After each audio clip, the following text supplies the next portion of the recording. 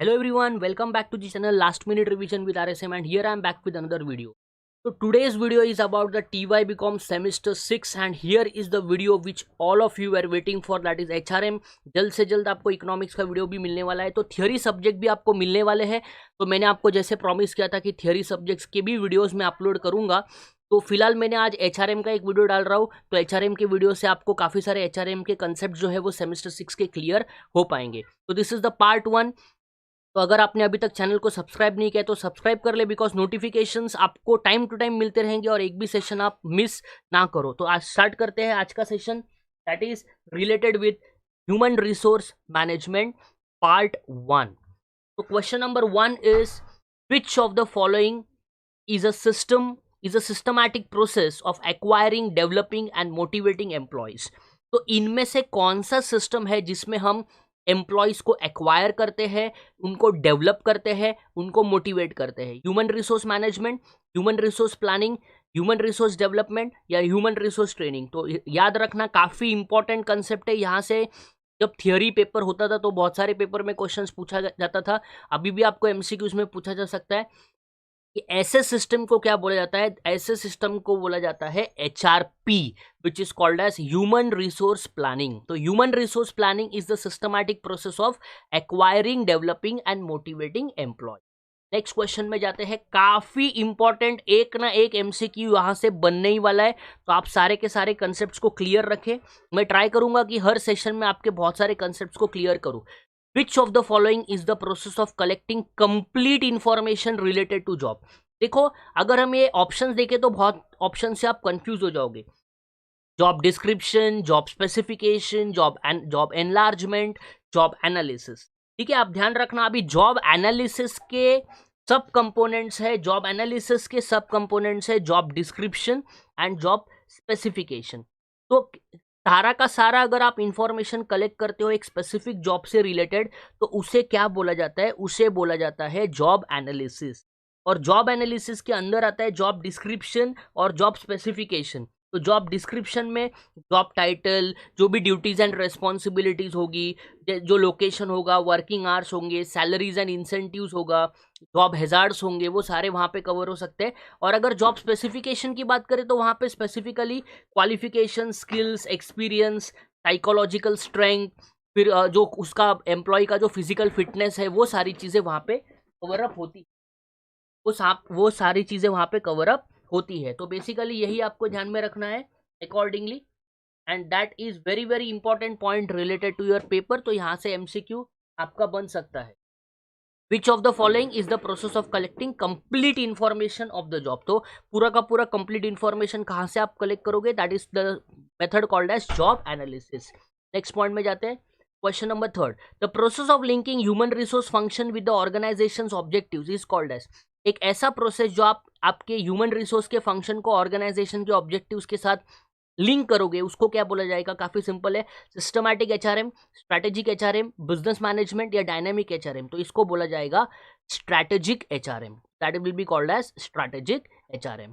Which of the following is the process of adding one और more jobs to the existing task? ध्यान रखना, काफी important question है।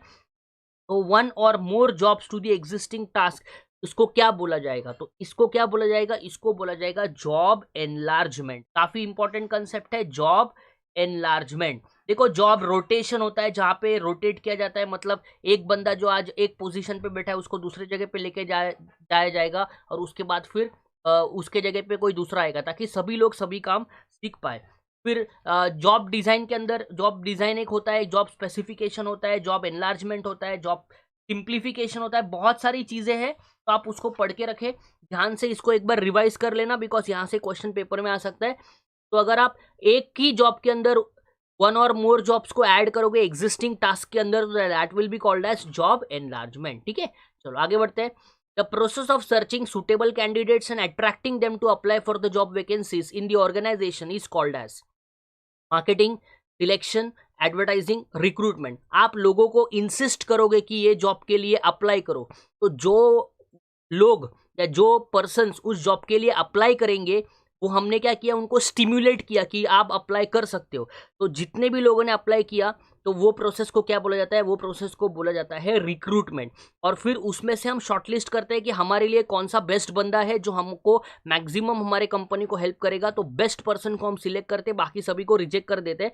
That is called as selection. ठीक है, तो आपको ध्यान रखना है, इसका राइट आंसर है recruitment. Which process is also called as head hunting. ध्यान रखना, वेरी इंपॉर्टेंट। इनमें से कौन सा प्रोसेस है जिसको हम हेड हंटिंग भी बोलते हैं? Selection, recruitment, job design, external recruitment. तो हेड हंटिंग किसको बोला जाता है? हेड हंटिंग बोला जाता है सिलेक्शन को। तो ध्यान रखना, वेरी इंपॉर्टेंट, एडजस्ट जो point is given to you that is called selection. ठीक है, नेक्स्ट क्वेश्चन जाते हैं। Which of the following is an off the job method of training. देखो, अभी ट्रेनिंग करने के दो टाइप के मेथड्स है, एक है ऑन द जॉब, दूसरा है of the job. On the job का मतलब होता है आप जॉब करते करते ही हम हमारे एम्प्लॉयज को ट्रेनिंग देंगे। ऑफ द जॉब का मतलब पहले हम उसको ट्रेनिंग पे भेजेंगे, उसके बाद ही बाकी के सारे सिस्टम्स को, मतलब बाकी के सारे एक्टिविटीज किए जाएंगे। तो आपको ध्यान रखना है, ऑन द जॉब और ऑफ द जॉब मेथड्स भी आप थोड़ा पढ़ के रखें, बिकॉज वहां से भी क्वेश्चन पेपर में बन सकता है। तो options are apprenticeship training, under study, vestibule training, job rotation. तो इसका राइट आंसर है vestibule training. Vestibule training is off the job, बाकी सारे के सारे उसके ऑन द जॉब ट्रेनिंग है। तो वेस्ट्यूबल ट्रेनिंग एक्चुअली होता क्या है?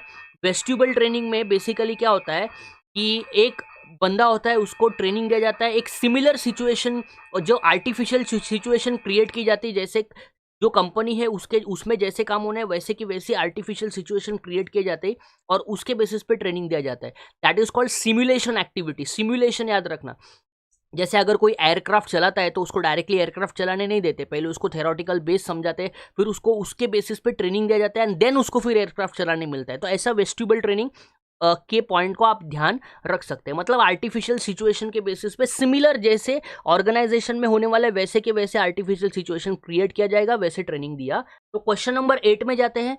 Which of the following is the modern method of performance appraisal? तो there are certain methods of performance appraisal. Modern method में देखते हैं कौन सा है। क्वेश्चन नंबर 8 में बोला है रैंकिंग मेथड, बार्स, बार्स का फुल फॉर्म होता है behaviourally anchored rating scale, 360 degree appraisal और बोथ बी एंड सी। तो याद रखना, रैंकिंग मेथड हमारा ट्रेडिशनल मेथड है, बार्स और 360 डिग्री अप्रेजल जो है वो हमारे मॉडर्न मेथड्स में कवर होते हैं। तो इसका राइट आंसर क्या बनेगा? इसका राइट आंसर बनेगा बोथ बी एंड सी। तो इसका राइट आंसर क्या बनेगा? इसका राइट आंसर बनेगा बोथ बी एंड सी। ठीक है, तो अभी क्वेश्चन नंबर 9 में जाएंगे।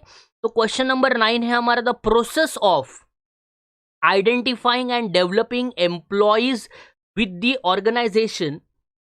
The process of identifying and developing employees with the organization to fill up key positions is called as. तो आंसर आप मैंने पहले डिस्प्ले कर दिया था। तो इसका राइट आंसर क्या है? Career planning, career development, potential appraisal या सक्सेशन प्लानिंग। तो इसका राइट आंसर है, काफी इंपॉर्टेंट, सक्सेशन प्लानिंग। ठीक है, तो आज का लास्ट क्वेश्चन देखते हैं। Question number 9. Question number 10. The provision of professional assistance and guidance in resolving personal or psychological problems of employees is called as. तो जो पर्सनल लेवल पे गाइडेंस दिया जाता है, जो पर्सनल लेवल पे एम्प्लॉयज़ के साइकोलॉजिकल प्रॉब्लम्स को सॉल्व किया जाता है, उसको क्या बोला जाता है? काउंसलिंग, मेंटरिंग, करियर प्लानिंग या सक्सेशन प्लानिंग। तो उसको क्या बोला जाएगा? वो बोला जाएगा मेंटरिंग। तो डू रिमेंबर दिस, उसको बोला जाएगा mentoring. That's it from this session. तो अगले बार मिलेंगे कुछ नए MCQs के साथ। Till then, as always, work harder, be smarter.